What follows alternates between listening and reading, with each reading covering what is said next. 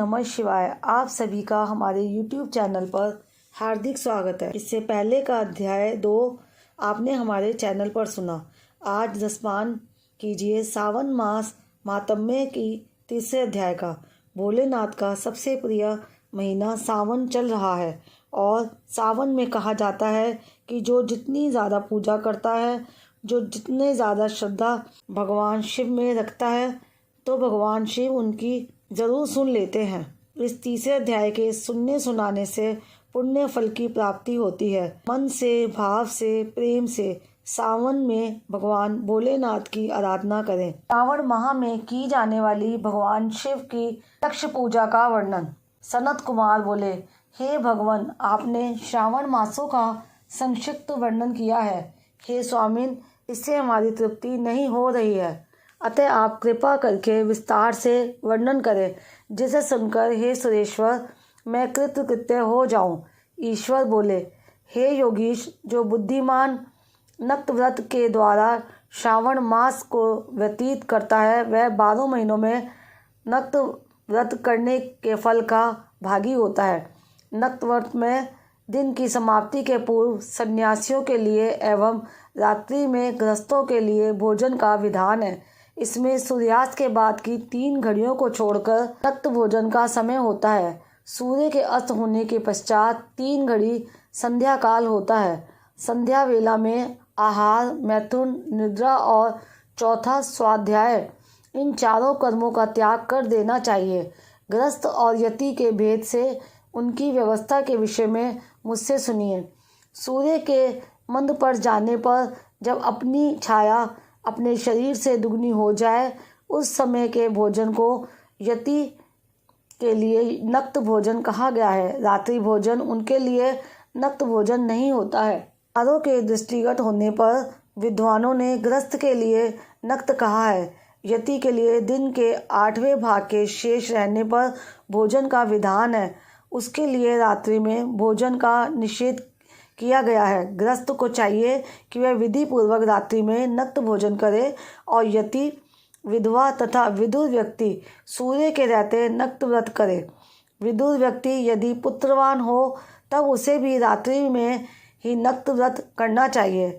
अनाश्रमी हो अथवा आश्रमी हो अथवा पत्नी रहित हो अथवा पुत्रवान हो, उन्हें रात्रि में नक्त व्रत करना चाहिए। इस प्रकार बुद्धिमान मनुष्य को अपने अधिकार के अनुसार नक्त व्रत करना चाहिए। इस मास में नक्त व्रत करने वाला व्यक्ति परम गति प्राप्त करता है। मैं प्रातःकाल स्नान करूँगा, ब्रह्मचार्य व्रत का पालन करूँगा, नक्त भोजन करूँगा, पृथ्वी पर सोऊंगा और प्राणियों पर दया करूँगा। हे देव, इस व्रत को प्रारंभ करने पर यदि मैं मर जाऊँ तो हे जगतपते, आपकी कृपा से मेरा व्रत पूर्ण हो। ऐसा संकल्प करके बुद्धिमान व्यक्ति को श्रावण मास में प्रतिदिन नक्त व्रत करना चाहिए। इस प्रकार नक्त व्रत करने वाला मुझे अत्यंत प्रिय होता है। ब्राह्मण के द्वारा अथवा स्वयं ही अतिरुद्ध, महारुद्र अथवा रुद्र मंत्र से महीने भर प्रतिदिन अभिषेक करना चाहिए।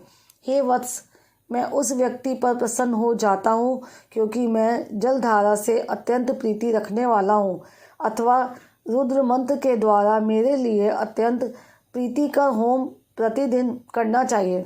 अपने लिए जो भी भोज्य पदार्थ अथवा सुखोपयोग की वस्तु अति प्रिय हो, संकल्प करके उन्हें श्रेष्ठ ब्राह्मण को प्रदान करके स्वयं महीने भर उन पदार्थों का त्याग करना चाहिए। हे मुने, अब इसके बाद उत्तम लक्ष्य पूजा विधि को सुनिए।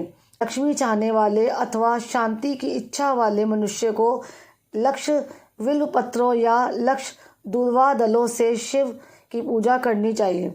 आयु की कामना करने वाले को चंपा के लक्ष्य पुष्पों तथा विद्या चाहने वाले व्यक्ति को मल्लिका या चमेली के लक्ष्य पुष्पों से श्री हरि की पूजा करनी चाहिए। शिव तथा विष्णु की प्रसन्नता तुलसी के दलों से सिद्ध होती है। पुत्र की कामना करने वाले को कटेरी के दलों से शिव तथा विष्णु का पूजन करना चाहिए। बुरे स्वप्न की शांति के लिए धान्य से पूजन करना प्रशस्त होता है।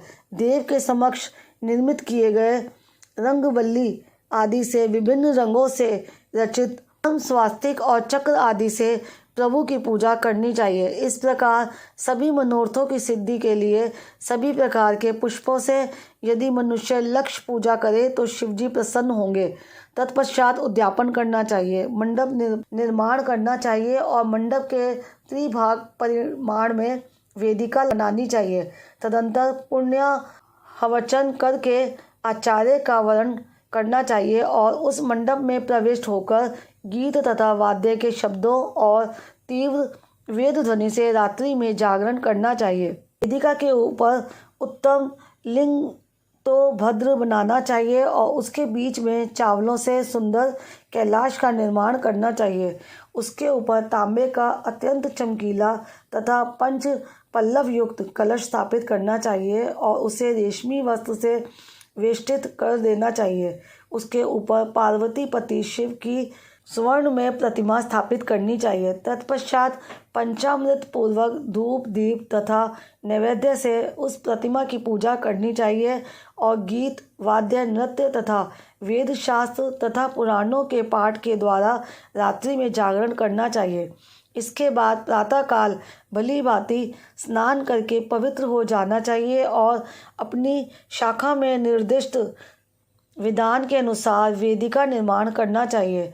तत्पश्चात मूल मंत्र से या गायत्री मंत्र से या शिव के सहस्त्र नामों के द्वारा तिल तथा घृत मिश्रित खीर से होम कराना चाहिए अथवा जिस मंत्र से पूजा की गई है उसी से होम करके पूर्णाहुति डालनी चाहिए। इसके बाद वस्त्र अलंकार तथा भूषणों से भली भांति आचार्य का पूजन करना चाहिए। तत्पश्चात अन्य ब्राह्मणों का पूजन करना चाहिए और उन्हें दक्षिणा देनी चाहिए।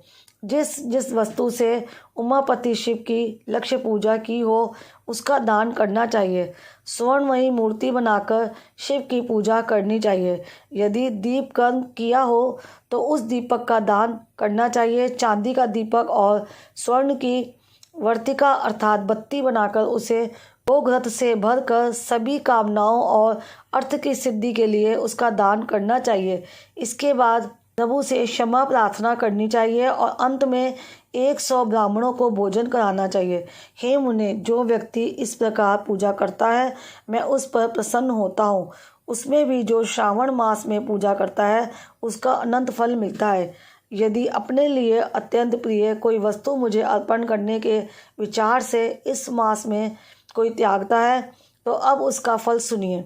इस लोक में तथा परलोक में उसकी प्राप्ति लाख गुना अधिक होती है। सकाम करने से लक्षित सिद्धि होती है और निष्काम करने से परम गति मिलती है।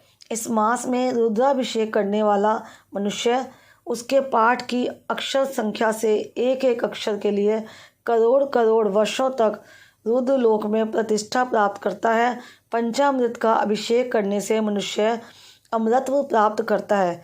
इस मास में जो मनुष्य भूमि पर शयन करता है उसका फल भी मुझसे सुनिए।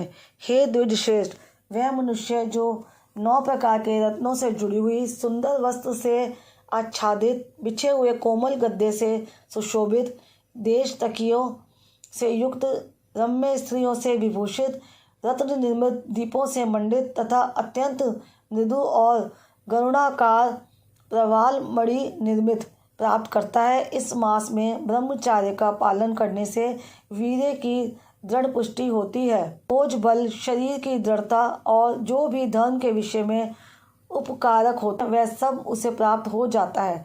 हम ब्रह्मचार्य व्रति को साक्षात ब्रह्म प्राप्ति होती है और सकाम को स्वर्ग तथा सुंदर देवांगनाओं की प्राप्ति होती है। इस मास में दिन रात अथवा केवल दिन में अथवा भोजन के समय मौन व्रत धारण करने वाला भी महान वक्ता हो जाता है। व्रत के अंत में घंटा तथा पुस्तक का दान करना चाहिए। मौन व्रत के महात्म्य से मनुष्य सभी शास्त्रों में कुशल तथा वेद वेदांग में पारंगत हो जाता है तथा बुद्धि में बृहस्पति के समान हो जाता है। मौन धारण करने वाले का किसी से कलह नहीं होता, अतः मौन व्रत अत्यंत उत्कृष्ट है। इस प्रकार श्री स्कंद पुराण के अंतर्गत ईश्वर सनत कुमार संवाद में श्रावण मास महात्म्य में नग्न व्रत, लक्ष्य पूजा, भूमि शयन, मौन आदि व्रत कथन नामक तीसरा अध्याय पूर्ण हुआ। उम्मीद करती हूँ आज की ये वीडियो भी आपको पसंद आई होगी। वीडियो अगर पसंद आई हो तो वीडियो को प्लीज़ लाइक ज़रूर कीजिएगा और चैनल को सब्सक्राइब करना मत भूलिएगा।